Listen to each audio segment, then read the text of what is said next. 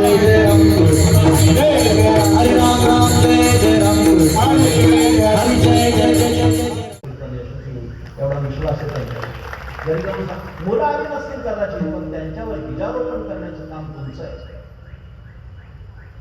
आणि अभिनंदन करायला मी इतका मोकळा नाही की तुमचं कौतुक करावं. पण कौतुक कशासाठी केलं माहिती आहे मंडळी? त्यांचं कौतुक, त्यांची संख्या जास्त आहे आपल्यापेक्षा, मेजॉरिटी आहे. बघा ना मंडपात सगळ्यात जास्त माता भगिनीच आहे. तुमचं कौतुक का केलं सांगू लगेच. तुमचं कौतुक एवढ्या करता की तुम्ही टीव्हीच्या चांगल्या मालिका सोडून कीर्तनाला आला. नाही तर 7 ते 9 हा प्राईम टाइम आहे. त्याला पटलंय हे काम. अहो माझं सांगतो, फोडण्या सुद्धा माझ्या इंटरव्ह्यूला पडतात भाज्यांच्या. बघा माना हरकत त्यांच्या, मी खरेच सांगतो त्याला नाही. पण तुम्ही आला, तुमचं कौतुक का केलं? तुम्हाला सुद्धा माहिती आहे टीव्हीची मालिका खोटी आहे आणि कीर्तनच कराय हा वारकरी कीर्तनाचा विजय आहे. कीर्तनाला अहो ते माहीतच आहे राष्ट्रगाव. अहो 40 वर्ष झाली, 4 दिवस सासूचे म्हातारी मेली ना. किती माहित आहे, किती माहित आहे. कीर्तनाचं एखादं वाक्य आयुष्याला कलाटून देणार, जीवन बदलून द्यायला ही वारकरी कीर्तनाची ताकद आहे. खूप शांततेने ऐका. तुम्हाला आनंद पाहिजे ना, फार सुंदर सूत्र सांगतो. काळसावा चिंतने चिंतने काळसावा चिंतने काळसावा चिंतने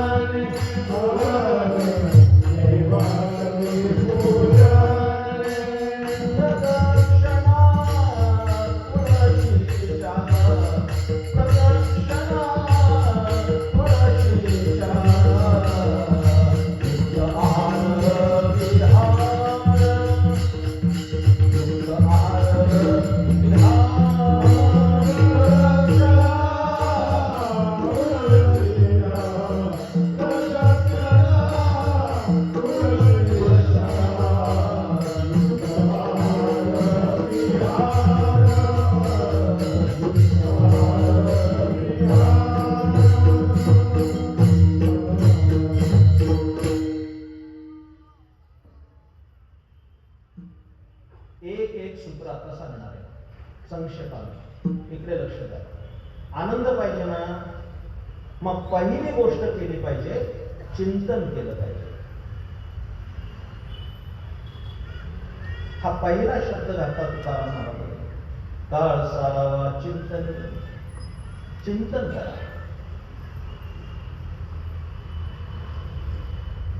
पण माणसं चिंतन करीत नाही, केली तर चिंताच करतात. जरा बोलू का? आता एक रोग आलाय नवीन आणि त्या रोगाचं नाव आहे टेन्शन. डॉक्टरकडे गेल्यानंतर तो रक्तदाबाचं यंत्र लावतो आणि रक्तदाब तपासतो आणि त्या पेशंटला विचारतो, साहेब तुम्हाला टेन्शन आहे का? तो म्हणतो साधं नाही, हायपर टेन्शन आहे.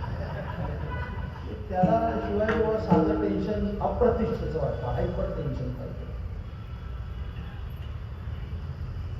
मला आता वेळ नाही आहे नक्कीच, पण मी तुम्हाला एक वाक्य सांगतो. चिंता केल्याने चिंता मिटत नाही, कदाचित चिंतन केलं तर चिंता मिटते. मी असं म्हणत नाही की अध्यात्माचं आणि देवाचं चिंतन करा. जे यंग जनरेशन आलंय थोडंफार काही टक्क्यांनी, त्यांना सांगतो चिंतनाची ताकद सांगतो. इकडे लक्ष द्या. एक 16 वर्षाचा तरुण झाडाखाली बसला होता आणि त्या झाडाचं फळ खाली पडलं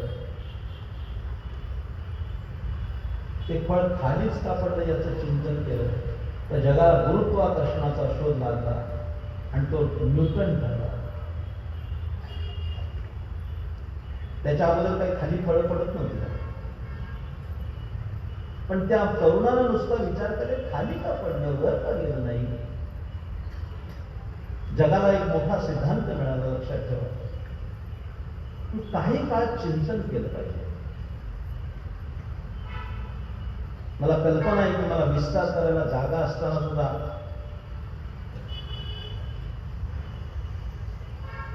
विस्तार भयास्तव मी करत नाही. पण ते सांगितल्याशिवाय मला पुढे जाता येत नाही. आणि संत साहित्याचा अभ्यास असणारी सर्व मंडळी बसले. माझे मित्र भास्करराव ओक, त्यांच्या धर्मपत्नी आमच्या भगिनी अंजलीताई ओक, ही संत साहित्याचं चिंतन करणारी मंडळी. आपल्याला माहीत असेल किंवा बदलापूर नसेल, जवळीच आहे तरी भेटेना, पण सकल संत गाथांचं त्यांनी केलेलं सोशल मीडियाचं चिंतन हे महाराष्ट्रातल्या अनेक कीर्तनकारांना अभ्यासाला युक्त झालेलं काम करण्याचं मानव आहे. कधी एखादा दुर्मिळ अभंग नाही सापडला तर आम्हाला भास्करराव फोन करावा लागतो, हा अभंग कुठलाय. एवढा डेटा त्यांनी तयार केलाय. अनेक संतांची चरित्र इथे लक्ष द्या. त्या तमिळनाडमध्ये एक संत झाले. हे सगळे अनेक मित्र आले आमच्या मुरबाडवरनं, विशेष करून मुरबाडच्या उत्सवाचे सन्माननीय अध्यक्ष आमचे लक्ष्मणजी सरलिंगे आले. मुरबाडवरनं उल्हासभाऊ बांगर आले. साहेबांचा उत्सव म्हणून आले.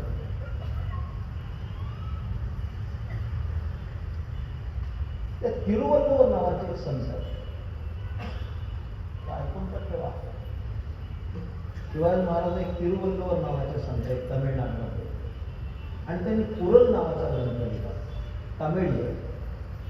तमिळ भाषेतला आहे. पण त्याचं भाषांतर मराठी भाषांतर अर्थात स्वर्गीय साने गुरुजींनी केलं. चांगलं पुस्तक आहे. मला आज एक बरं वाटलं की शाळेच्या पटांगणात कीर्तन आहे. जिल्हा परिषदेची शाळा आहे. मला आल्याला ऊर्जा का तुम्हाला सांगू का, रोजचं कीर्तन देवालयाच्या पटांगणात असतात, विद्यालयाच्या पटांगणात याचा अनुभव मला आहे. हजारो मुलं इथं शिकतायत. तिथल्या मुख्याध्यापकांना सांगेल लायब्ररी असेल तर पुस्तक आणून ठेवा. त्या पुस्तकाचं नाव पुरल आहे. आणि इथं बसलेले जे लोक आहेत त्यांनी जा आणि घ्या. मुलांच्या हातात महागडा मोबाईल देण्यापेक्षा पुस्तकं द्या तर पुढची पिढी चांगली होईल. आणखीन एक पुस्तक घ्या, सांगूनच ठेवतो. इथे कदाचित मिळणार नाही, पण दादरला गेला आयडियल बुक डेपो मध्ये मिळेल, पुण्यात मिळेल, निर्मितीमध्ये आप्पा बळवंत सरकार. आणि त्या पुस्तकाचं नाव यांनी घडवलं सहस्त्र. घेऊन या आणि मुलांच्या हातात द्या. काय असेल पुस्तकात त्या काय इसवी सन 1000 ते इसवी सन 2000 या 1000 वर्षात ज्या महापुरुषांनी आपल्या बुद्धीच्या बळावर संपूर्ण भारतावरच नाही तर जगावर अधिसत्ता गाजवली अशा 1000 व्यक्तिमत्वाचा परिचय द्यायला. आणा पुस्तक, जरा बोलू का. कदाचित तुमच्या घरामध्ये इंटिरियर कसं आहे मला माहिती नाही, पण महागडा टिपाय असल्यापेक्षा साध्याशा टिपायवर हे जर पुस्तक असेल तर ती घराची श्रीमंती असेल, हे कधी विसरू नका. वाचनीय संस्कृता संपत चालली. मी जरी आध्यात्मिक आणि धर्मप्रचारक असलो तरी सांगेल, भारतीयांच्या देवालयात जाणाऱ्या जर परत वाचनालयात जातील तर भारतातून पुन्हा सोन्याचं धूळ निघेल. एवढी वाचन संस्कृती गढूळ झाली. कोण वाचतंय? कोण वाचतंय? पेपर सुद्धा चालतात. हातात नवशक्ती, लोकसत्ता, महाराष्ट्राला 3ऱ्या पानावर आजचं राशी भविष्य. अचानक घाण ना होईल मेष जिला पेपर ठेवणारे काय दुसरं आहे का नाही त्याच्यात. किती टक्के लोक अग्रलेख वाचतात? किंबहुना अग्रलेख असतो हे माहीत सुद्धा नाही त्यांना. किती लोकांना अग्रलेख माहिती आहे?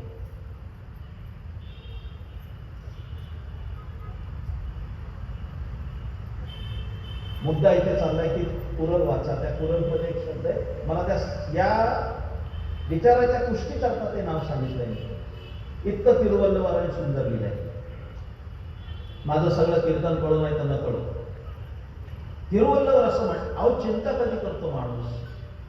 कधी करतो? दुःख झाली की चिंता करतात. सुखात कोण चिंता करतो?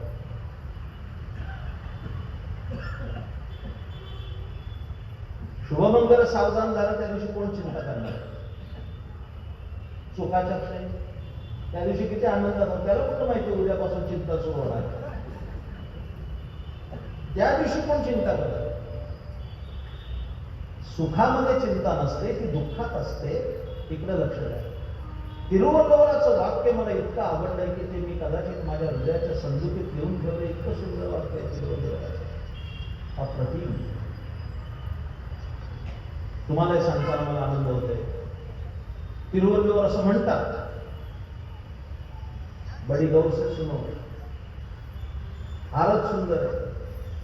सगळं कीर्तन नाही कळलं तरी चालेल, पण बदलापूरकरांच्या पंचक्रोशीचं वाक्य घरी घेऊन जा, आयुष्याचं कल्याण होईल. कीर्तन ऐकलं आणि चांगलं झालं अशी प्रतिक्रिया तुमची. तिरुवल्लवराचं एक वाक्य असं आहे कुरलमध्ये, जीवनामध्ये दुःख आल्यानंतर जे लोक भीत नाही त्यांच्या आयुष्यात दुःख यायला देतात. वाक्य, जीवनामध्ये दुःख आल्यानंतर जे लोक भीत नाही त्यांच्या आयुष्यात दुःख यायला देतात. दुःख पण विचार करतं गेल्यावर याच्यावर परिणाम होत नाही तर जाच कशाला. चिंता करू नका, चिंतन करा. पहिला मुद्दा संपला. पण चिंतन हे लोकांतात होत नाही, त्याकरता एकांतात जावं लागतं. एकांतवासी असं तुकाराम महाराज म्हणतात. थोडा स्वतःसाठी वेळ काढला पाहिजे. माणसं इतकी बिझी झाली, सकाळी उठल्यापासून संध्याकाळपर्यंत, रात्री झोपेपर्यंत वेळ नाही. माझे अनुभवाचं कीर्तन आहे. खूप मी काही दृष्टांत देऊ शकेल, पण मी स्वतःलाच मर्यादा घालून संक्षेप करतोय. होत नाही. पण थोडा एकांताचा विचार केला पाहिजे. मी विस्तार करत नाही, पण जे तज्ञ लोक आलेले आहेत, जे या क्षेत्रातले लोक आहेत, त्यांच्यासाठी बोलू शकतो. स्वची ओळख ही एकांतातच होत असते, ती लोकांतात होत नाही.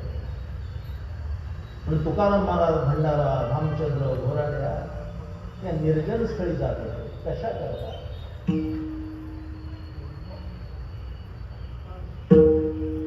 येणे सुखे रुचे एकांताचा वास.